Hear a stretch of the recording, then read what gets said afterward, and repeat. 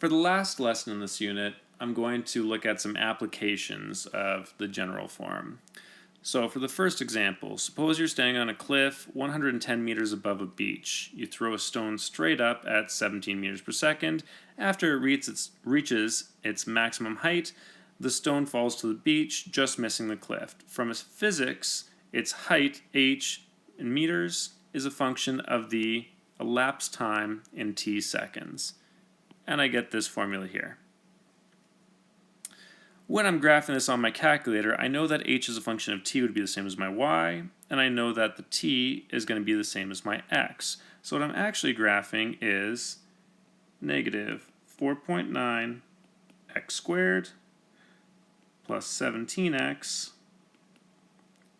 plus 110.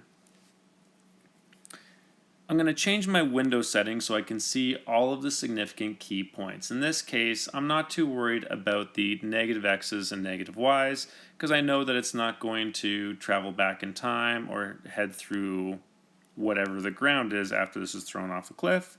So I'm just going to set it for -1 for my min for x, 10 for my max, and 1 for my scale. -10 for my min for y, 150 for my max, and 10 for the scale. When I draw it out, or do a sketch of what I see, it's going to look something like this.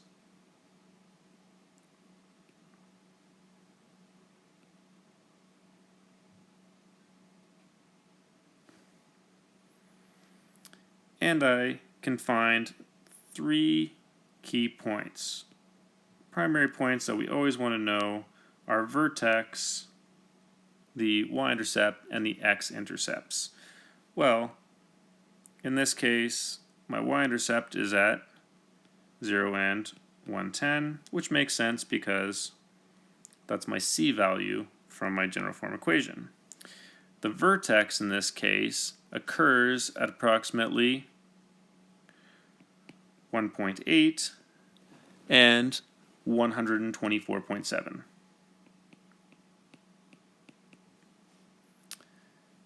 And my x-intercept occurs at about 6.78 and 0. Obviously, for our vertex and our x-intercept, we have to round it.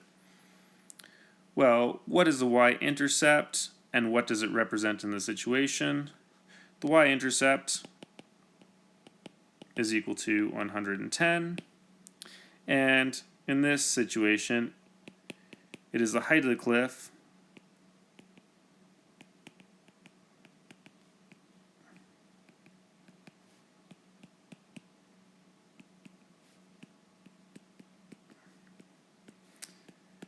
and the starting height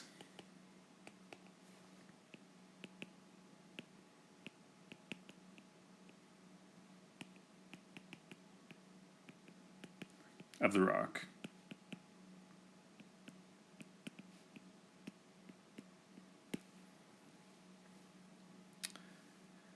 For the second part, what is the maximum height that the stone reaches and when does it occur? It's 124.7 meters, and it is 1.8 seconds after the rock is thrown.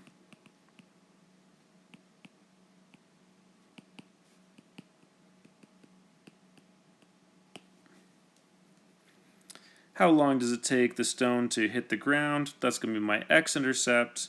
It takes about 6.78 seconds.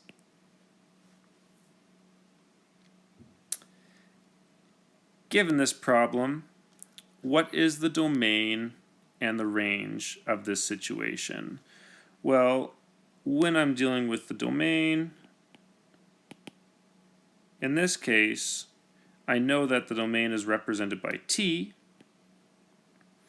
and I started at 0 seconds is less than or equal to t, and I'm going to stop counting it when it hits the ground, 6.78. Where T, E, R, because time is a fluid thing, and we can have irrational values for this, so it's any real number. My range is represented as h, or h is a function of t, where 0 is less than or equal to h, which is less than or equal to the top height it reaches, 124.7, where h is an element of all real numbers. If I am determining the height of the stone after each time, in this case I would be substituting in 2.4 for t and solving for h. The height at 2.4 is equal to 122.6 meters.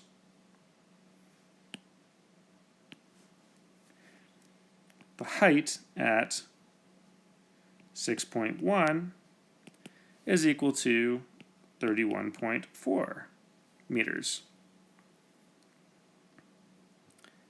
The last part gets a little more complicated. It says, at what time does the stone at each height? Well, in this case, when I'm at 115 meters, I know the height is 115, and I want to figure out what the time is. Well, if I put in 115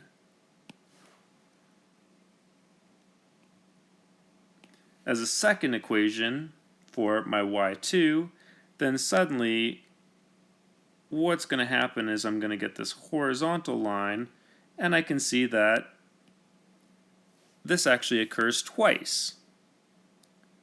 When I look at where those 2 points intersect on my calculator, I can see that the height is at 115 when the time, or the x value, is at 0.324 seconds, or at 3.145 seconds.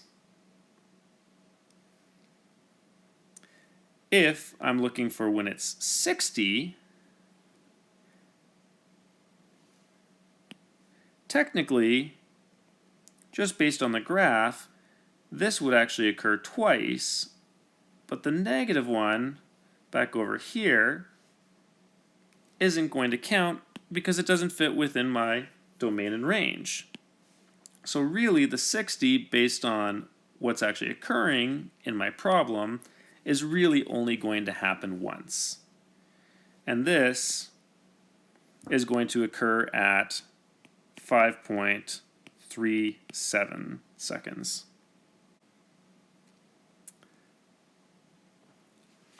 For the second example, we're going to take a look at a case where it doesn't actually give us the equation. We need to find the equation and then solve based on the equation we create. So in this case, at a children's music festival, the organizers are roping off a rectangular area for stroller parking. There's 160 meters of rope available to create this total perimeter. Write a quadratic function in general form to represent the area of the stroller. Well, I know that 160 is going to equal 2 lengths plus 2 widths, which means that in this case I know that 160 minus 2 widths is going to equal 2 lengths. Or, when I divide everything by 2, 80 minus the width is going to equal what the length is. In this case, I'm going to say that I'm going to use my width to represent x. Or x will represent my width in this case. If the area,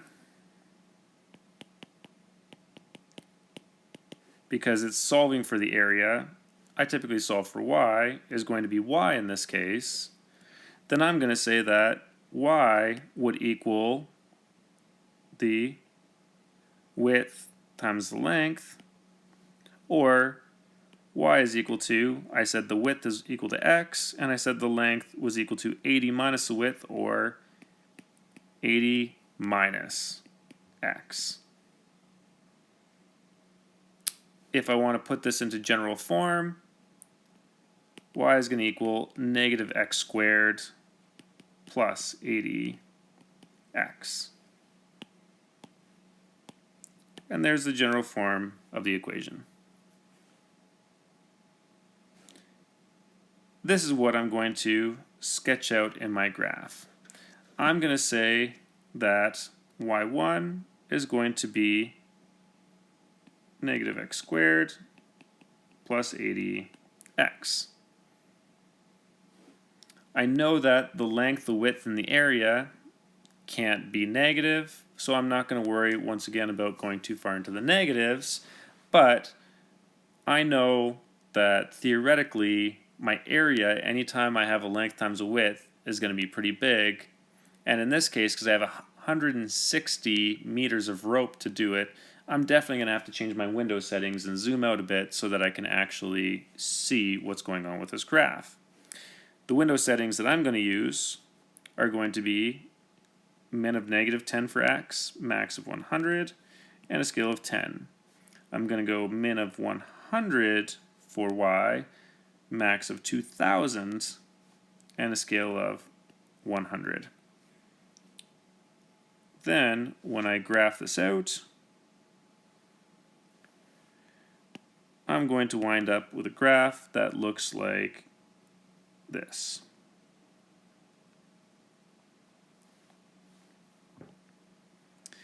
And I have my key points once again. I know realistically that this isn't going to exist and this isn't going to exist. So I just need to know where my graph would actually fit in terms of the domain and range, which we're going to deal with in a second. And I'm going to wind up with a vertex at 40 and 1600.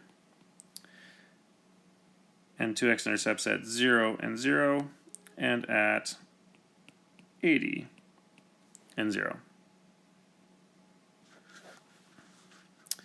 What are the coordinates of the vertex? Well, the vertex, or that max point when I'm solving on my calculator, is going to occur at the point of 40 and 1600. What does the vertex represent in this situation? It represents the max area of 1600 meters squared when the width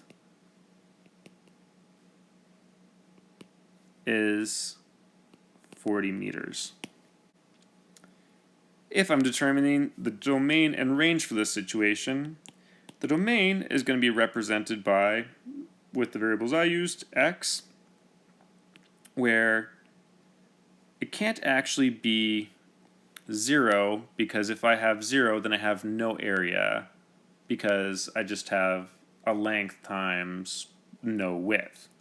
Is less than x, which is less than 80. It can't actually reach 80, because if I have 80, then I have an 80 width, but no length, where x, e, r. So in this case, I'm going to go up to both 0 and 80, but never actually hit those points. For the range, I'm going to say it's going to be y, where 0 is less than y. I'm not going to have an area of 0, which is less than or equal to, because I actually could have an area of 1600, where y, e, r. What are the assumptions I made? Well, side lengths